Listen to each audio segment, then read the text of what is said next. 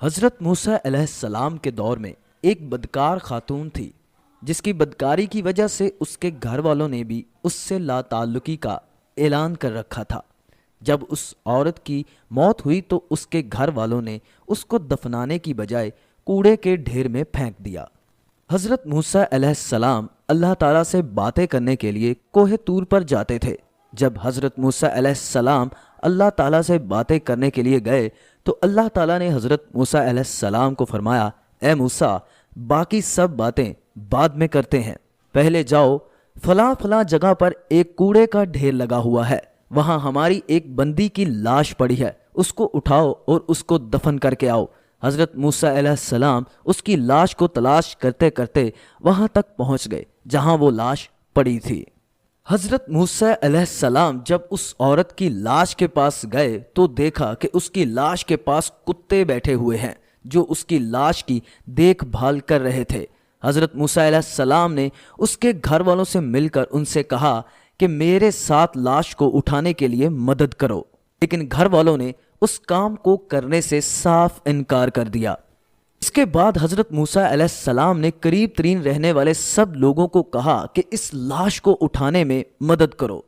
سب نے اس عورت کے پاس جانے سے انکار کر دیا۔ سب نے کہا کہ یہ عورت بہت ہی غلیظ اور بدکار تھی، اس لیے ہم اس کی لاش کے پاس جانا بھی پسند نہیں کرتے۔ جب سب نے انکار کر دیا تو حضرت موسیٰ علیہ السلام اپنے بھائی حضرت ہارون علیہ السلام کے پاس گئے اور ان سے کہا کہ میری مدد کرو۔ جب میت کو غسل دینے کا وقت آیا تو کوئی بھی عورت غسل دینے کو تیار نہ تھی، تو حضرت موسیٰ علیہ السلام نے اپنے گھر کی 4 عورتوں کو کہا کہ اس عورت کو غسل دو۔ آپ کے گھر کی عورتوں نے اس میت کو غسل دیا۔ غسل دینے کے بعد کفن پہنا کر اس عورت کو ہارون اور حضرت موسیٰ علیہ السلام نے دفنا دیا۔ جب یہ دونوں بھائی میت کو دفنا کر واپس آ رہے تھے تو شہر والے لوگوں نے ان دونوں بھائیوں کا راستہ روک لیا۔ لوگوں نے حضرت موسیٰ علیہ السلام کو کہا کہ اے موسیٰ، اس عورت کی میت کو کیوں اتنی عزت سے دفنایا گیا ہے؟